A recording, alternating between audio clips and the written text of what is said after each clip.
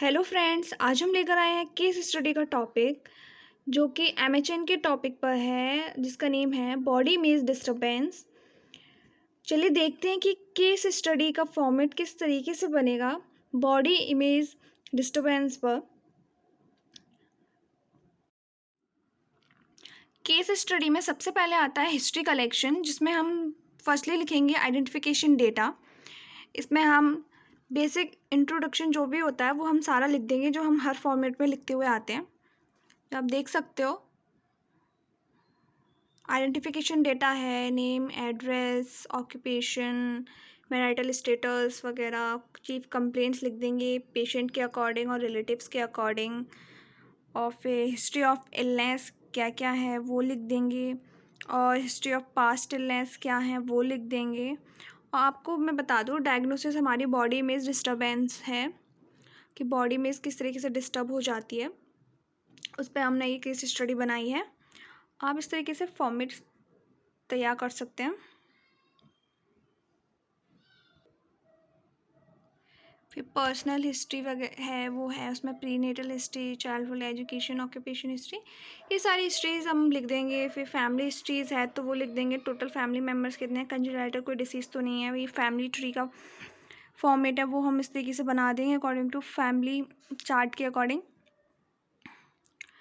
फिर इसके बाद इतना कंप्लीट होने पर मेंटल स्टेटस एग्जामिनेशन आ जाएगा। फिर उसके बाद हम इसमें जनरल अपीयरेंस में attitude toward examination, gait posture, motor activities वगैरह लिख देंगे। इसकी स्पीच कैसी है, वो उसमें क्या क्या चीज़ें हैं, उसका रेट, वॉल्यूम, रिदम वगैरह हम लिखेंगे। उसके मूड एंड इफेक्ट्स के बारे में लिखेंगे। सॉरी कॉग्निशन कैसा है, कॉन्शियस है या ओरिएंटेशन है, अटेंशन, कंसंट्रेशन, इसके बारे में लिख देंगे। इंसाइट लिखेंगे, उसका जजमेंट। इस तरीके से हम मेंटल स्टेटस एग्जामिनेशन कंप्लीट करेंगे। फिर उसके बाद मेंटल स्टेटस एग्जामिनेशन कंप्लीट करने के बाद फिजिकल एग्जामिनेशन करेंगे, जिसमें हम उसकी बॉडी की height, weight, head circumference, temperature, pulse, respiration, lymph nodes, जितने भी सिम्टम्स हैं, रेस्पिरेटरी, एक्सक्रिएटरी, न्यूरोलॉजिकल सिस्टम, वो उन सब के बारे में लिखेंगे। अगर उनमें कुछ भी कंडीशन एबनॉर्मल दिखती है तो हम वहाँ पे लिस्ट आउट करेंगे। मेरा जो पेशेंट था उसमें कोई कंडीशन ऐसी नहीं थी, तो मैंने यहाँ पे सब नॉर्मल लिखा हुआ है। इंटीग्यूमेटरी सिस्टम जैसे नोज़, ईयर, स्किन्स, इनमें कुछ डिफॉर्मिटीज़ लिखती है तो इनके बारे में हम लिख देंगे। अदरवाइज नॉर्मल हम लिखेंगे, या फिर आप नॉट सिग्निफिकेंट भी लिख सकते हो। मैंने यहाँ नॉर्मल लिखा है, आप नॉट सिग्निफिकेंट भी लिख सकते हो नॉर्मल की जगह।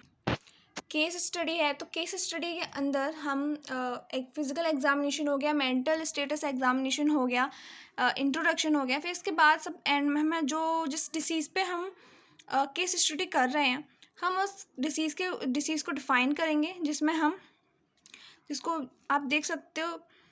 हमने लिखा है बॉडी इमेज डिस्टर्बेंस, तो उसमें ईटिंग डिसऑर्डर आ जाएंगे, जिसमें उसके 2 ईटिंग डिसऑर्डर हैं,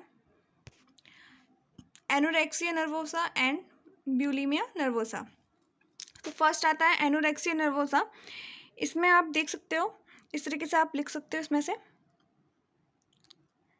मैं इसको ज़्यादा एक्सप्लेन नहीं करूँगी बिकॉज ऑफ ये केस स्टडी है, ना कि हम कोई डिसीज़ डिस्क्राइब नहीं करेंगे इसमें। मैं सिर्फ आपको एक फॉर्मेट दे रही हूँ, इसीलिए हम जल्दी क्विकली इसको कंप्लीट करेंगे। फिर उसके बाद इसकी ईटियोलॉजी, जिसमें जेनेटिक कॉजेज़ के बारे में लिखा हुआ है, और फिर सोशल फैक्टर्स क्या क्या हैं वो, इंडिविजुअल साइकोलॉजिकल फैक्टर्स के बारे में लिखेंगे। फिर आता है क्लिनिकल फीचर्स। क्लिनिकल फीचर्स के बाद कॉम्प्लिकेशंस क्या क्या हो सकती हैं। कॉम्प्लिकेशंस के बाद प्रोग्नोसिस लिख देंगे हम। फिर डायग्नोसिस, ये डायग्नोसिस है। फिर डायग्नोसिस के बाद आता है ट्रीटमेंट मॉडलिटीज़ क्या क्या रहेंगी, जो फार्माकोथेरेपी है उसमें कौन कौन सी ड्रग्स यूज़ कर सकते हैं, साइकोलॉजिकल में कौन कौन सी हम साइकोलॉजिकल थेरेपीज़ दे सकते हैं, वो सारा इसमें आ जाएगा। फिर आएगा नर्सिंग इंटरवेंशंस में हम क्या क्या नर्सिंग इंटरवेंशंस करेंगे, वो सारा हम इसमें लिखेंगे। मैंने 3 पॉइंट्स लिखे, हम और भी एक्स्ट्रा ऐड कर सकते हैं। ये आती है second, bulimia nervosa second disease. इसमें हम इसके बारे में इसका इंट्रो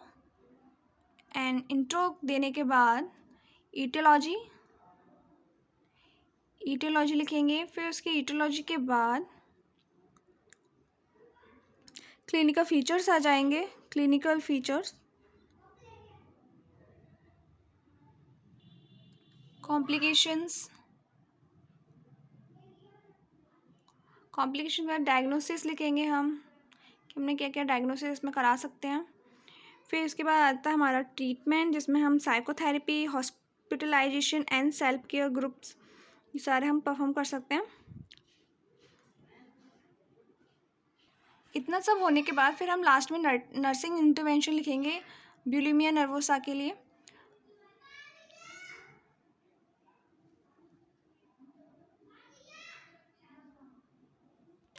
जब हमारी पूरी डिसीज़ कंडीशन डिस्क्राइब हो जाती है तो हमारा केस स्टडी कंप्लीट हो जाता है। फिर इसके बाद हम लास्ट में एंड में, हर फॉर्मेट के एंड में जो हमें डालना होता है वो होता है हमारा बिब्लियोग्राफी, जो कि हमने इसमें भी डाला है। एंड में आप इसमें जहाँ से भी आपने जो कंटेंट पिकअप किया है वहाँ पे हम सारा इसमें मेंशन करेंगे। एंड इसके साथ हमारा टॉपिक आज का कंप्लीट होता है। Thank you for this.